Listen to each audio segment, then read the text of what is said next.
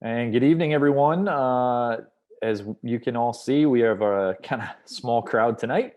And Commissioner Britz is running just a few minutes late. So I'm going to go ahead and get us started, and then he can jump in later. But mainly for Elaine, since I see she's on, I'm sorry the Dodgers finally decided to show up. So we are going to go ahead and get started with a few things. I will give a quick update on where we are since our last one, as I was just looking at it when we had our last Q&A was September 9th, and we then announced on September 18th that we were going forward with basketball season. And then shortly after that, we announced our plans for our fall sports in the spring. So for those of you who haven't seen, we're going to start playing basketball on November 21st will be our first competitions. They can start practice on actually the 22nd, so a week from tomorrow. Our teams will begin team practices. And then we're going to go from there and see if we can get our basketball seasons in. And hopefully, fingers crossed, everything's going to be good and we'll be able to play basketball without any major hiccups.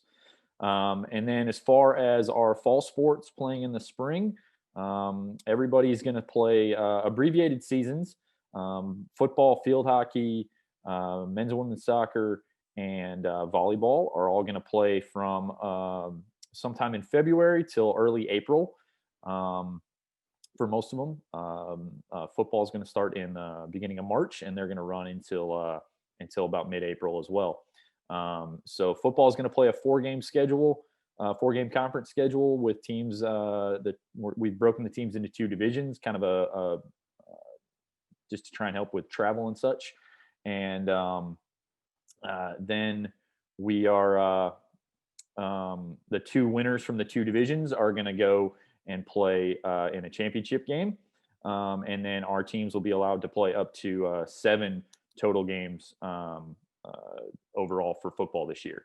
Volleyball is going to play a 10-match season with a conference tournament. Soccer is going to play a 6-match season with an option to play up to 2 non-conference games and then a conference tournament.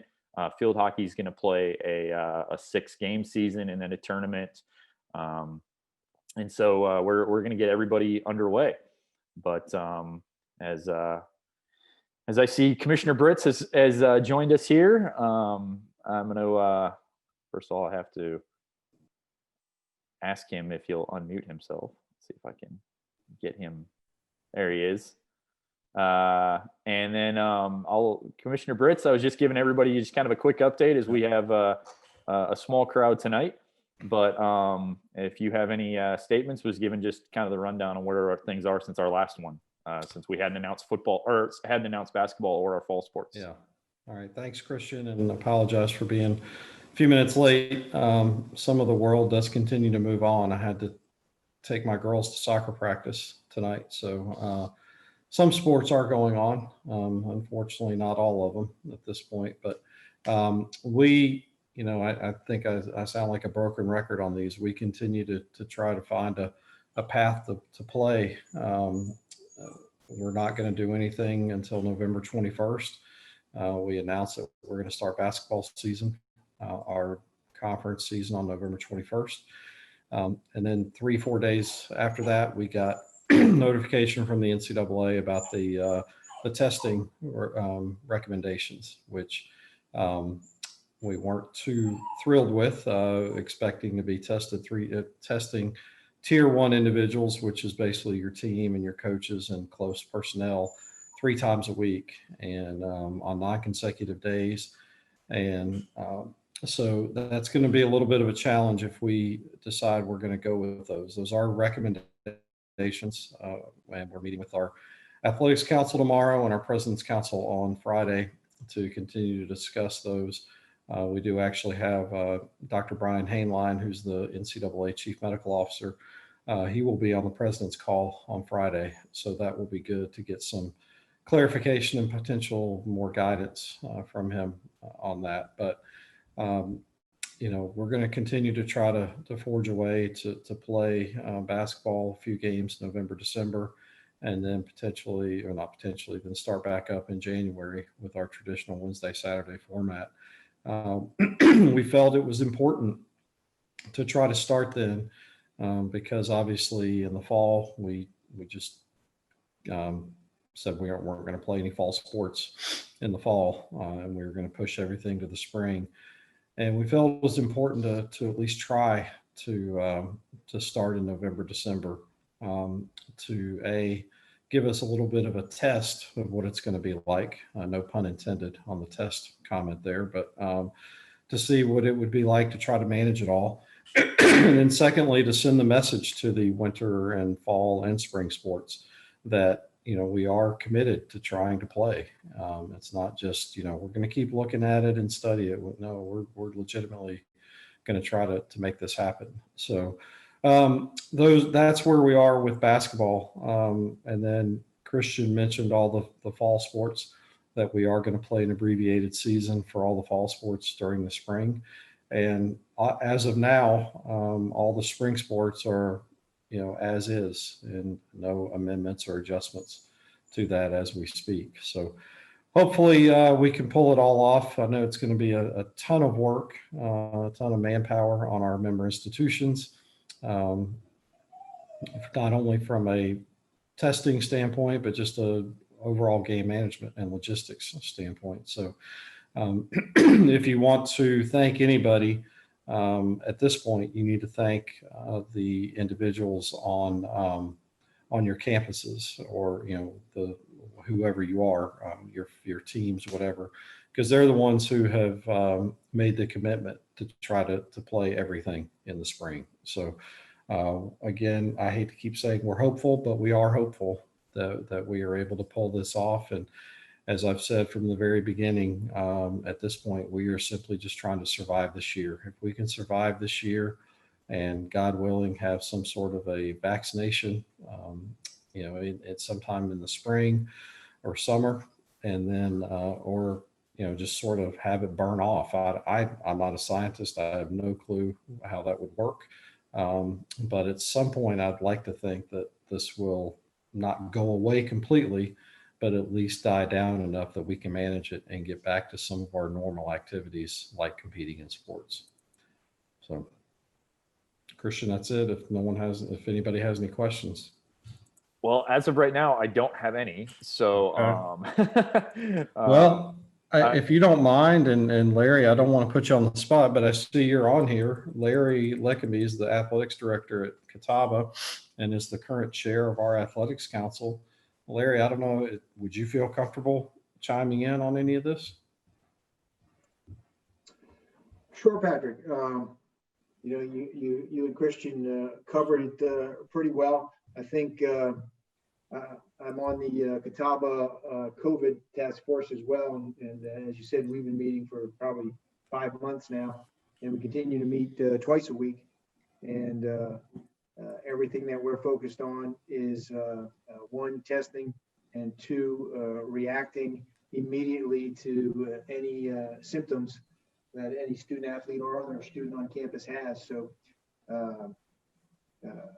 every school is a little different. Some are luckier than others. We've had our ups and downs. We've shut down just one team so far, and they're back in action. And I think that's really the really interesting part will be based on the NCAA guidelines as we interpret them so far, particularly trying to start basketball, which is considered a very high risk indoor sport. One unlucky person, and I think it should be transparent that one positive test could literally shut down a basketball team for up to 2 weeks completely. So no games, quarantines, and practices. And I think if I read it correctly, I think the University of Florida just shut down their football program after loudly, one of the staff members loudly said that they needed to pack the stands this weekend with thousands of people for their next home game. And now they've had a cluster and can't play at all. So we need to constantly test. Our student athletes have been great. They're taking times out of their schedules. They're taking time out of their practice schedules to get tested in large numbers, and that will only grow by about 4 times when we get to the spring. Once we hit February 1st at Catawba, we'll probably need to test 400 or do 400 to 500 tests a week just to keep up and keep our kids on the field. So it is a daunting task, but everybody on all of our campuses that I've seen so far have worked extra long hours and extra hard to give these student athletes a wonderful chance, first to practice and then to play. So. Yeah, thanks, Larry. One thing you brought up that I want to make sure everyone is aware of from a basketball perspective, at least, we are totally planning for and prepared for disruptions, similar to what the LSU Florida game this weekend and several others previously. We're currently scheduled, everyone's currently scheduled to play a 20-game conference schedule. Realistically, I don't think we're going to be able to everyone to play 20 games just based on the nature of this thing. So what we're trying to do is just play some sort of a representative season. And if we have disruptions, we'll have disruptions and we'll manage them. It won't be pretty. It won't, everyone's going to be upset and disappointed. But, if we can have a representative season and, be able to crown a champion at the end, then I will consider that a success. It's just not going to happen. I don't believe it will happen that every team is going to play all 20 conference games. And that may very well happen with the spring sports as well when we get into those. But we're going to manage them, do our best. And as I said before, we're going to try to survive. And that's the main focus right now. Thanks, Larry. Thank you, Larry, and thank you, Commissioner Britz. Does anybody have any questions for the commissioner at this time? I do have one, Commissioner Britz. If you just want to touch really quick on kind of some of the, I guess the processes or the protocols that the NCAA is going through right now as far as managing this. As far as what the medical advisory group? Yeah, medical advisory group and things like that. Yeah. Yeah. I mean, their guidelines, they're not private by any stretch, but they are recommending that you have a tier 1, tier 2, and tier 3 group. And your tier 1, they're recommending, I shouldn't say expected, they're recommending you test 3 times a week on non-consecutive days.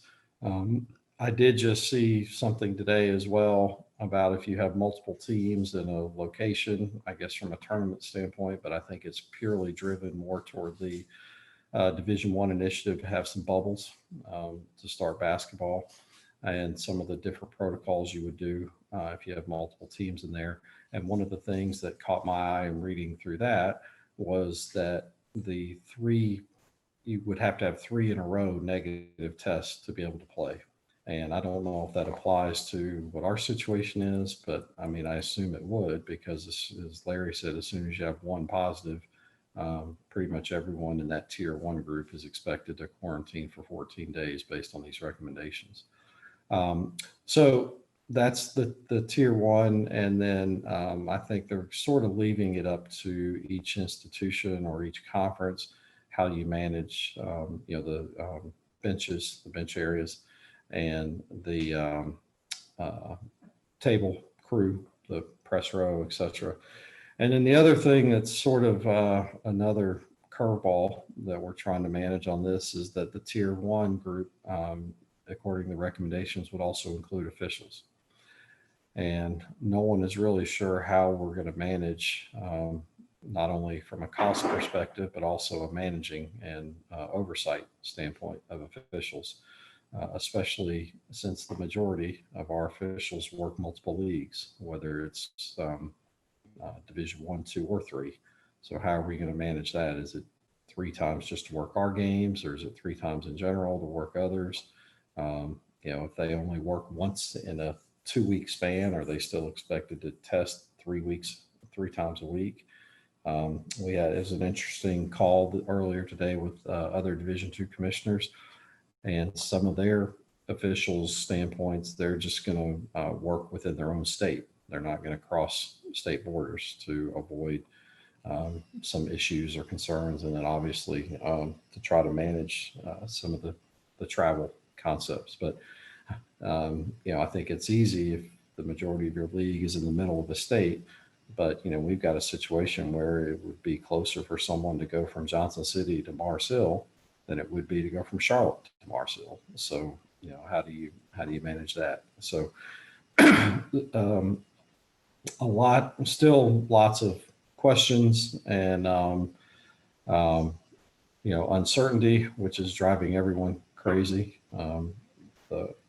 Our office, they've heard me say it multiple times. I think everyone's still dealing with the high anxiety and low motivation, and that seems to resonate on a regular basis, unfortunately. But we can't stop. As much as we'd like to just stop and throw our hands up, we can't stop. And almost every single one of us involved in this, at least from a SAC perspective, played a sport in college, and so we've been taught at a very early age, you don't quit, you just keep going. And that's what we're doing. We're trying to keep going to that goal.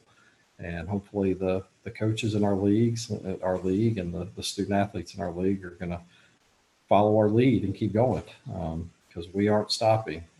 It's not going to be pretty. We may not be successful, but we're not going to quit. Thank you very much. Well, I don't have any questions, and I feel like you've kind of hit all the major points here. Maybe we'll take next month off. maybe we'll take a month off here. Yeah. We can pick this back up maybe in December or something before everybody's maybe after we shut down basketball after 2 or 3 games, then we do it. People will be more interested. When we try a few basketball games, we'll see how it goes, and then see if we can go back. Hi, Elaine. Hi, Elaine. I think the Dodgers just scored again.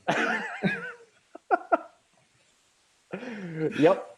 But the Braves are still playing and the Phillies aren't, so I'll be quiet. And neither are my Twins. We've lost 20 consecutive postseason games now, so whatever. All right. Well, if we don't have anything else, I think we can cut this one a little early tonight. But again, I appreciate everybody getting on and participating with us. Commissioner Britz, Larry, thanks for jumping in on the spot there.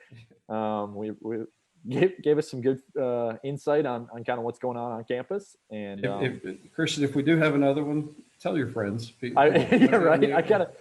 Yeah, we could have more people on this. I don't have enough friends. Yeah. Maybe we just. Yeah. I don't know. Maybe somebody else should host. Maybe Brittany. I think it might be time for Brittany to step in. I agree. She's getting more views on the SAC Weekly Roundup than we are on this. So good for her. Maybe that's why. She's better at it. That's right. That's exactly it. All right. Well, everybody have a great night. Thank you for joining us again. And if you do have any questions, feel free to send them to us, and we'll try and answer them for you. Thanks, everyone. Thanks, Christian. Thanks.